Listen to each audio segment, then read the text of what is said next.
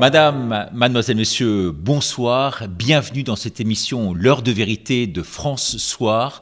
Vous savez, à l'heure actuelle, rares sont les artistes qui osent parler à la télévision, qui osent sortir de cette omerta et de ce silence de cathédrale. Il y en a un qui a osé venir, qui a osé s'exprimer sur notre plateau, c'est Francis Lalanne. C'est un chanteur engagé, c'est un chanteur militant, c'est un chanteur qui ose défendre véritablement ses opinions politiques et ses convictions publiquement. Francis Lalanne est aujourd'hui notre invité. Au-delà de l'artiste, c'est un vrai intellectuel, comme l'attestent du reste ses études poussées en lettres modernes. Francis Lalanne, bonjour.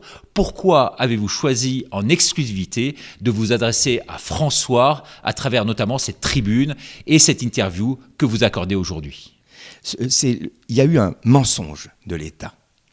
Et ce mensonge de l'État a débouché aujourd'hui sur des conditions de gestion de la crise qui sont plus que contestables et qui, il appartiendrait à une enquête parlementaire impartiale de le démontrer, ont mis en danger la vie des Françaises et des Français. Le mensonge a mis en danger la vie des Françaises et des Français. Le fait d'empêcher aujourd'hui des praticiens de prescrire certains médicaments ont coûté la vie à des Françaises et des Français. Ce gouvernement, je le dis, et je n'ai pas peur de le dire, a du sang sur les mains. Il a du sang de Françaises et de Français sur les mains. Et pour le démontrer, moi je veux bien qu'on me démontre que j'ai tort, mais il faut que les institutions de la République puissent aujourd'hui engager des enquêtes indispensables afin de démontrer le bien fondé de la politique qui a été menée, les erreurs qui ont été commises, voire intentionnellement pour servir des intérêts particuliers. Ce qui s'est passé là, dans les dernières années, dans notre pays, au niveau de la gouvernance, est intolérable. C'est une remise en question totale des valeurs de la République. C'est le fait du prince. On est dans un pouvoir arbitraire et qui, avec la toute-puissance de sa subjectivité, en utilisant son mandat, va nous dire ce qui est bien, ce qui est mal, ce qui est bon, ce qui est pas bon, et qui va en plus se manifester de manière répressive. C'est-à-dire, aujourd'hui, tous les gens qui ont eu une voix divergente et des gens très haut niveau de compétences qui se sont exprimés aujourd'hui ont été persécutés par eux. Donc on a bien en face de nous un pouvoir totalitaire qui ne respecte plus le droit républicain, qui est en train de s'emparer insidieusement du pouvoir sans que les Français s'en aperçoivent parce qu'on agite le spectre de l'urgence sanitaire et ça n'est plus acceptable. Et c'est pour ça que moi, maintenant, j'ai lancé une pétition sur change.org demandant aux Français qui sont d'accord avec moi de me rejoindre pour demander la destitution du président de la République. Vous savez, la France a besoin d'aimer ses institutions, la France a besoin de croire en ses institutions, de croire en l'honnêteté des gens qui la dirigent. Aujourd'hui, ça n'est plus possible. Il y a eu trop de mensonges. Et d'ailleurs, si vous permettez, c'est ce mensonge qui aujourd'hui doit fournir aux députés de la République et aux sénateurs de la République un moyen de faire appliquer l'article 68. Vous vous exposez quand même terriblement. Est-ce que vous n'avez pas peur d'un certain pouvoir répressif, coercitif, de certaines mesures qui pourraient s'exercer contre vous, puisque vous appelez carrément à la destitution du chef de l'État? Ça, c'est ma première question. Et puis la seconde, je suis quand même très étonné par le fait qu'aujourd'hui, il y ait une forme de démission quand même aujourd'hui de tous les artistes que vous représentez ici sur ce plateau de François, le défi de la vérité. Les artistes ne montent pas au créneau. Les artistes même montent un mur, le mur des 200. On ne sait pas comment on peut qualifier ce mur, si vous voulez. Je n'oserais pas le qualifier outrageusement, mais on imagine le terme que je vais employer. Les 200 qui aujourd'hui disent non, aujourd'hui il faut souscrire à cette politique du gouvernement. Vous dites quoi par rapport à ça? Il y a deux questions. Je vais répondre à la première sur la peur. La peur n'efface pas le danger. La peur est la cause de tous les maux que nous subissons. Si aujourd'hui le gouvernement se conduit comme il se conduit et dans le monde entier, si les gouvernements se conduisent ainsi, c'est parce qu'ils ont réussi à créer la peur. Une peur sincère chez les gens qui, au nom de cette peur, finalement, se font manipuler, hélas, et de bonne foi, par les gouvernements qui sont en train de les entraîner vers une forme mondialisée de la dictature. Vous savez, c'est le problème du néolibéralisme, vous savez, qui empoisonne le monde en ce moment, justement parce que le capitalisme est en train de mourir et qu'on veut le maintenir en survie artificielle. C'est quoi le problème du néolibéral, de ceux qui nous gouvernent actuellement? C'est, en gros, ça se résume en trois, avec le Covid en 3, sans le Covid en 2. 1. Je ne sais pas gérer. D'accord? Donc, je privatise. Je ne sais pas produire. D'accord? Donc, j'importe. Je délocalise aussi. J'importe. Entre 70 et 80% de ce que consomme la France en ce moment, c'est de l'importation. Donc on se met à la merci des gens qui nous vendent. Parce qu'on ne sait. Moi, je suis libéral, moi je ne sais pas produire, donc c'est pas grave, j'importe. Je ne sais pas gérer. Donc finalement, je ne sais pas gérer, je vais privatiser, vendre les biens de la France, prendre un peu d'argent, etc. Et aujourd'hui, l'histoire du Covid, c'est la même chose. Et le troisième point ? Je ne sais pas soigner, donc j'enferme tous les gens chez eux pour qu'ils puissent plus sortir, qu'ils viennent pas m'emmerder, et que j'ai pris une mesure spectaculaire pour dire que voilà, j'ai géré, comme je ne sais pas gérer, comme je ne sais pas soigner, j'enferme les gens chez eux. Eh bien, ça n'est pas acceptable. C'est pas comme ça qu'on enraye une épidémie. Vous me dites pourquoi les artistes se révoltent pas. Bon, d'abord, je connais des artistes qui ont agi. J'en connais. Ils sont pas nombreux, mais j'en connais. D'accord ? Moi, aujourd'hui, vous me dites que je représente les artistes. Je vous réponds, cher Richard, non. Je ne représente pas les artistes. Je suis un artiste. Et je suis un citoyen français. Et je représente Francis Lalanne, un simple citoyen français, sans importance. Mais simplement un simple citoyen français, comme tous les autres simples citoyens français qui pensent qu'on ne peut rien faire, qu'on ne peut pas réagir. Leur dire simplement, en m'exposant, oui, je m'expose, face à un gouvernement scélérat, oui, je m'expose. Mais je le fais pour leur montrer, parce que je pense que c'est mon devoir, qu'il ne faut pas avoir peur. Mais vous ne pensez pas, à contrario, qu'il faut quand même aujourd'hui fédérer ? On voit beaucoup de gens de façon isolée qui viennent, qui partent un peu, je dirais, à l'aventure, qui partent en éclaireur, qui vont se faire zigouiller tôt ou tard. Est-ce que vous ne pensez pas qu'il faut créer une force commune derrière ? Alors, et qu'il y a un rôle politique pratiquement Vous parlez à quelqu'un qui, pendant 10 mois, a marché tous les samedis et a été rencontrer tous les gilets jaunes que j'ai pu rencontrer sur divers ronds-points en France. J'ai donné 1 an de ma vie à cette réunion qui a été celle des gilets jaunes. Et ça vous a coûté beaucoup, parce qu'il faut le dire, pour Fort Boyard notamment, où vous occupiez un rôle majeur, oui. Vous avez été carrément censuré, blacklisté à cause de cela, parce que vous avez porté un gilet jaune. Entre autres. Cela dit, vous voyez, donc je n'ai pas eu peur, et je n'ai toujours pas peur. Parce que je pense que c'est notre devoir à chaque citoyen, qu'on soit artiste ou pas artiste, de ne pas avoir peur et de s'engager pour défendre les valeurs de notre République et pour défendre la nation. Voilà. Contre ceux qui veulent s'emparer du bien public. Le gouvernement actuel, c'est comme si la puissance publique voulait s'emparer du bien public. Il faut que ça s'arrête. Aujourd'hui, moi, ce que j'ai vu dans la rue, ce que j'ai vécu avec les Gilets jaunes, ça n'est pas la France. Et moi, je vous assure, la France, elle a besoin d'aimer sa police. Et moi, je pense que la police, aujourd'hui, elle est victime, comme les citoyens français, d'un abus de pouvoir caractérisé aujourd'hui. Et cet abus de pouvoir, il faut pouvoir le démontrer si j'ai tort. Okay ? Pourquoi aujourd'hui des employés du peuple, que sont les ministres, que sont le président, que sont tous ces gens-là, pourquoi ne devraient-ils pas rendre des comptes au peuple ? Il faut qu'il y ait une enquête parlementaire qui s'interroge sur le bien fondé des mesures qui ont été prises par ce gouvernement depuis le début de la crise. Et cette enquête parlementaire démontrera, 1, qu'il y a eu un mensonge, qu'il y a eu des mensonges répétés, que ces mensonges ont mis en danger la vie des Français, et que par la suite, il y a eu des interdictions de prescrire faites à des médecins, et que ces interdictions ont mis également en danger la santé des Français. Et cette chaîne des mensonges doit permettre aux députés et aux sénateurs qui le voudraient de déclencher l'article 68 et de se déclencher en Oui, mais vous parlez cours. Des députés et des sénateurs, mais aujourd'hui les députés et les sénateurs sont dans le rang. Pourquoi ? Parce que le président a créé les conditions pour faire en sorte qu'ils soient quasiment réélus.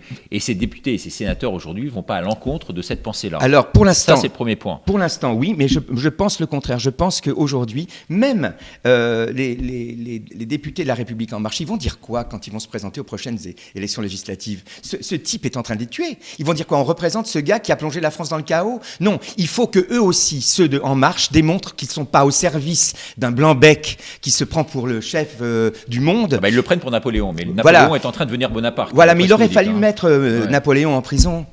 Vous savez, vous connaissez cette histoire de Bodin, l'ami de Victor Hugo, qui, au moment où Victor Hugo s'engage avec les députés qui refusent le coup d'État de Napoléon III, il va sur une barricade pour dire aux gens, un peu comme je fais là, vous laissez pas faire, révoltez-vous. Et il y a un ouvrier qui passe comme ça et qui lui dit, ouais, mais toi, t'es député, tu touches 25 francs, toi, tu te bats pour tes 25 francs, tu te bats pas pour moi, ok ? Et Bodin, elle lui dit, tu veux voir comment on meurt pour 25 francs ? Et là, Bodin monte sur la barricade, prend le drapeau français et dit « À bas le tyran !» Et là, la garde de Napoléon III qui est en face, tire sur lui et le tue. Victor Hugo n'a jamais pardonné la mort de son ami.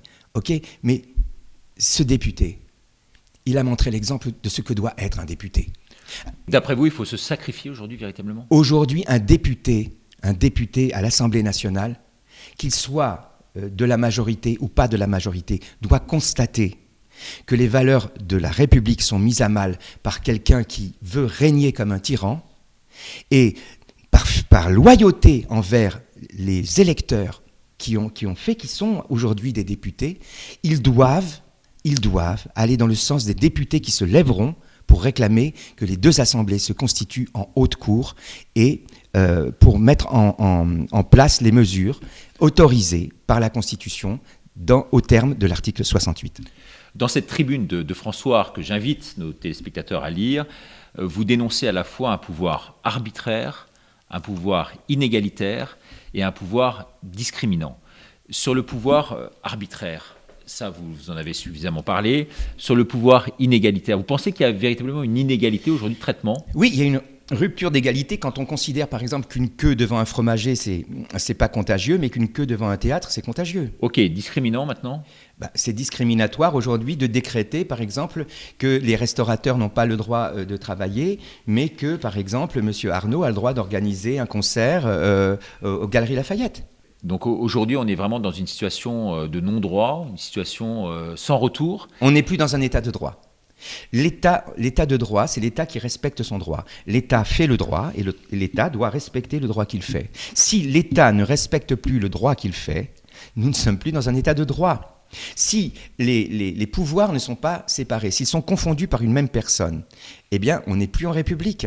Si on porte atteinte à la liberté, aux libertés fondamentales, si on porte atteinte, comme ils veulent le faire maintenant, à la propriété, si on porte atteinte à la sûreté en demandant à la police de tirer sur les gens qu'ils doivent protéger, on n'est plus dans la République. Et donc, le peuple doit exercer son droit et son devoir constitutionnel de résistance à l'oppression. On n'est plus dans un état de droit, on est dans un état oppressif, totalitaire, géré par des gens qui aujourd'hui font œuvre de tyrannie. C'est vrai que les restaurants, les clubs, les bars, les théâtres, les concerts, les cinés, tout ça représente une masse, je crois, de près de 600 000 personnes. 600 000 personnes sont touchées aujourd'hui par ça en France, perdent leur emploi, n'ont plus rien quasiment pour vivre, dans une situation de détresse incroyable. Je lisais les chiffres du seuil de pauvreté, là on est monté au-dessus des 10% en France. C'est vrai qu'on ne peut pas continuer comme ça décemment, et pourtant le peuple accepte. Le soir à 18h, tout le monde est chez soi. Non, je pense que le peuple, pour l'instant, les gens sont comment dire, ils sont en train de prendre conscience de ce qui se passe. Ils sont sidérés avant tout. Il y a une sidération, et vous savez, on n'est pas... Mais une acceptation aussi. Je pense pas. Moi, je pense qu'il y a plus une peur. Il y a une peur de ce virus qui a été créé aussi par le monde médiatique, qui travaille pour le compte des gens qui ont mis ce monsieur au pouvoir. Il y a une peur sincère, il y a une loyauté aussi, un sens de la fraternité et de la solidarité. C'est ça qui est pervers, c'est qu'on utilise un sentiment fraternel pour dresser les gens les uns contre les autres. C'est une grande, grande perversité. Mais vous savez, c'est faire peur aux gens. Si on crée vraiment la peur, cette peur, c'est pas... Les gens, ils n'ont pas simplement peur pour eux. Ils ont aussi peur pour les autres. D'ailleurs, c'est ce sentiment, on culpabilise les gens avec ça. On leur dit, vous êtes des égoïstes, vous pensez qu'à vous, et vous mettez en danger la vie des autres. C'est-à-dire, c'est avec cet ennemi invisible qui peut transformer votre meilleur ami en tueur, etc., on arrive finalement à culpabiliser les gens. Les gens, ils sont dans l'altérité, ils sont dans la fraternité. Vous savez, là, je parle en tant qu'artiste et plus en tant que citoyen. Ce que nous faisons, nous les artistes, c'est que nous faisons la fête, c'est-à-dire nous organisons des fêtes. Une représentation, c'est une fête. C'est un festin d'amis, comme dirait Jim Morrison, c'est une rencontre heureuse dans la société où on va ensemble vivre un moment de joie. D'accord ? Si vous portez atteinte à cette joie, si vous portez atteinte à cette fête, si vous la montrez du doigt comme étant toxique, vous portez atteinte à la fraternité. Vous portez atteinte aux moyens que les gens ont trouvés pour être heureux ensemble. Et là, vous allez mettre les gens sous cloche, les enfermer chez eux, les empêcher de faire la fête. Vous allez en faire quoi des gens ? C'est quoi la vie ? C'est s'enfermer dans une prison alors qu'on n'a rien fait, c'est ne plus rencontrer l'autre, c'est ne plus partager des moments heureux avec les autres. Au nom de quoi ? Au nom de quoi ? Voilà, aujourd'hui j'ai envie de dire, moi pendant un an, j'ai marché dans la rue. J'ai essuyé des tirs de LBD, de gaz lacrymogène, de grenades, des encerclements. J'ai vu des policiers malheureux. J'ai vu aussi des milices. Il y a des milices dans les rues privées qui tabassent les gens, qui ne font pas partie de la police. Et d'ailleurs, on ne parle pas de ces milices. Et les 3/4 des violences dites policières qui ont été commises sur les gens sont commises par ces milices, exactement comme l'a fait M. Benalla dans l'impunité générale et totale. Eh bien, j'ai vécu pendant un an une volonté de se mobiliser en allant dans la rue. Et ça s'est soldé par un échec, il faut bien le dire, qui m'a profondément affecté. Aujourd'hui, je revois mes amis, mes camarades gilets jaunes, on reparle de tout ça et on se dit comment... C'est une sorte de relent de cet échec, d'après vous? C'est une remontée à la surface de toutes ces émotions que vous avez eues dans le passé et qui ont été assouvies? Dans ma dernière conversation et dans ma dernière réunion avec les amis avec qui j'ai été dans la rue pendant un an, avec un gilet jaune, on s'est dit voilà, on a marché pendant un an en criant « Macron démission ». À bien des égards, on pouvait nous rétorquer que cela n'était pas de droit, que cela constituait un trouble à l'ordre public. Et effectivement, si on suit les textes de notre Constitution... On respecte la démocratie. On pouvait effectivement nous accuser de cela. Il y avait donc quelque chose dans ce que nous avons fait de sincère et peut-être de pas assez abouti sur le plan de la réflexion politique. Et c'est là-dessus qu'on a perdu le combat. Et aujourd'hui, je me dis, restons qui nous sommes, continuons à demander ce que nous voulons, c'est-à-dire la fin de ce gouvernement scélérat. Macron ne démissionnera pas. Il est là pour s'enrichir, pour faire basculer le monde dans la tyrannie et dans un pouvoir totalitaire. Il est aux ordres de je ne sais pas qui, en tout cas peut-être simplement de lui-même, ou de sa folie, ou de sa mégalomanie. Cela dit, et les gens qui l'entourent sont ses complices. Donc on va vous dire que dans tous les pays européens, c'est quasiment la même chose. Écoutez, on va vous dire ça, même si c'est pas... On me dira ça, et alors? So what? Excusez-moi, mais la France n'est pas le mouton de Panurge. Hein. La France a toujours montré l'exemple, a montré la voie. Aujourd'hui, c'est tellement confortable pour les gouvernements. Dire qu'ils ont prémédité tout ça, je ne crois pas. Mais à un moment donné, ils ont vu ce que tout ça pouvait leur apporter et comment tout ça pouvait leur servir à se maintenir demain. Au nom de l'urgence sanitaire, on va nous expliquer, comme l'a fait d'ailleurs le président de la République, qui nous a expliqué que c'était pas dangereux d'aller voter au premier tour des municipales, mais que c'était dangereux d'aller voter au deuxième tour. Demain, il va nous dire au nom de l'urgence sanitaire, on doit reporter les élections présidentielles, je vais rester encore un peu au gouvernement. Tout est possible. Si on est dans le droit subjectif, si on est dans une vision du droit qui est subjective et pas objective, donc si on n'est pas dans le droit posé, dans le droit applicable, dans le droit objectif, on est dans la tyrannie. Et c'est ce qui est en train de se passer. Aujourd'hui, comment faire pour s'en sortir? J'ai très humblement et très modestement mis sur change.org une pétition. Cette pétition demande aux députés et aux sénateurs responsables aujourd'hui de déclencher l'article 68 pour procéder à la destitution du président de la République. Si demain, nous sommes des centaines de milliers, peut-être des millions à signer cette pétition, cela aidera et cela confortera certainement. C'est un des moyens, c'est pas le seul. Hein. Les députés qui aujourd'hui voudraient enclencher la saisine de la Haute Cour, ça les encouragera à le faire. Et pour mettre qui en place? Pardon? Pour mettre qui Mais en place? On ne mettra personne en place. On va laisser, comme les institutions, comme la Constitution l'exige, le président du Sénat assurera l'intérim à la tête de l'État jusqu'aux prochaines élections.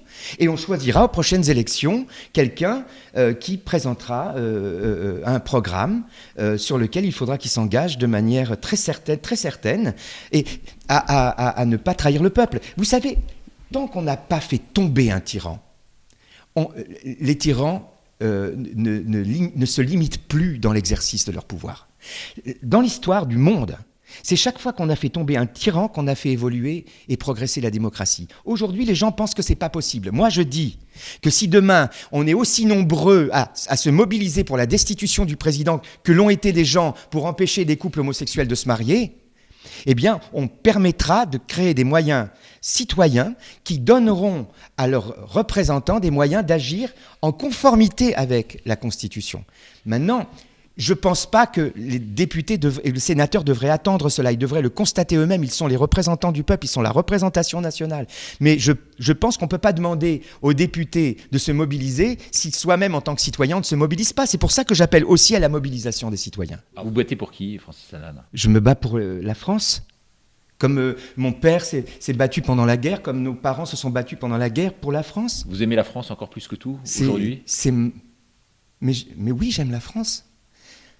C'est quand même dingue qu'on soit obligé de dire qu'on aime la France. C'est mon pays, la France. J'ai pas envie que la France devienne une dictature. Mon père s'est battu pour la liberté, pour qu'on ait des droits, mais mon grand-père s'est battu pour qu'on ait des droits. Et moi, je vais rester enfermé chez moi alors que j'ai rien fait, et je vais laisser la société française se faire avoir sans me manifester, alors qu'en plus, je suis un intellectuel et je suis un artiste. Non, c'est mon devoir de faire ce que je suis en train de faire. Non seulement c'est mon droit républicain de le faire, mais c'est mon devoir de le faire.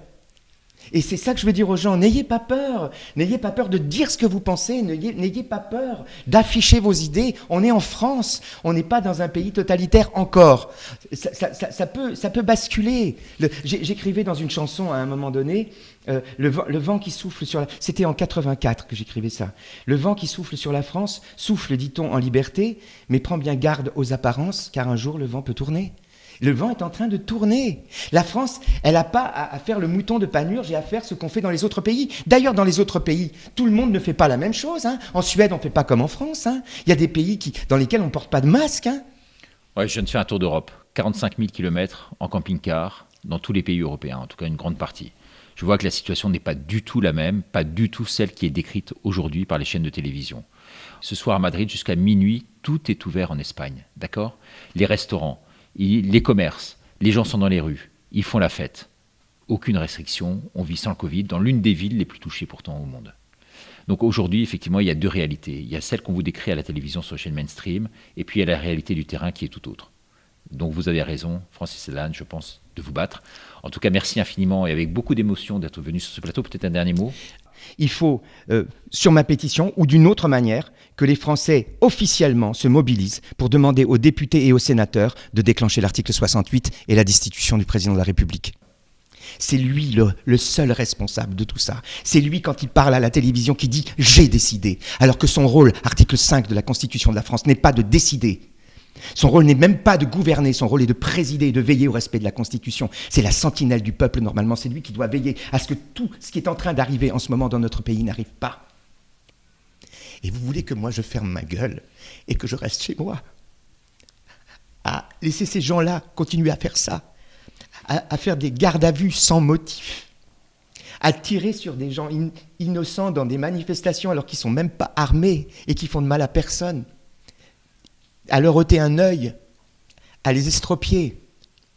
Eh bien, je demande que cet individu, que ce blanc-bec, soit destitué par des moyens constitutionnels, non pas des moyens de subversion, non pas des moyens d'agitation de rue, mais des moyens constitutionnels, des moyens qui sont la mise en œuvre d'outils dont la Constitution de la France dispose pour mettre à bas les tyrans. Lorsqu'un président de la République élu se conduit comme il est en train de se conduire, il n'est plus le président de la République. Donc, on a bien compris votre appel, ici empli à la fois d'émotion, un appel extrêmement musclé. Vous dites en gros, aujourd'hui, c'est pas par la violence que ça doit se faire, mais par les voies réglementaires. Oui, sans se faire crever un œil, sans se faire arracher un bras. Vous pensez qu'il faut forcément un porte-drapeau dans ce genre de combat ? Vous pourriez l'être, ce porte-drapeau, aujourd'hui ? Vous savez, le porte-drapeau, c'est souvent le gars qui sort de la tranchée quand tout le monde a un peu La personne peur, qui est montée sur les barricades, dont vous parliez tout à l'heure. Et en général, c'est lui qui se prend la première rafale. Celui qui gagne 25 €. Qui meurt pour 25 €. Je suis prêt à mourir pour 25 €. Je suis prêt à prendre la rafale. Pour peut-être que les autres derrière se disent on va y aller aussi. Peut-être un dernier mot sur votre actualité propre. J'avais une tournée de 120 dates qui se déroulait à l'étranger. Et cette tournée a été arrêtée à cause des mesures d'urgence sanitaire. Je ne veux pas pleurer sur moi. Pardonnez mon émotion. Aujourd'hui, oui, je suis touché par ce qui arrive dans mon pays et je suis prêt à me battre et aller jusqu'au bout pour que cela change. Mais je ne suis pas le seul à avoir été touché par ces mesures. Il y a beaucoup trop de gens en France qui sont touchés par ces mesures, qui ne sont pas des mesures scientifiques, qui ne sont pas des mesures médicales, qui sont des mesures politiques.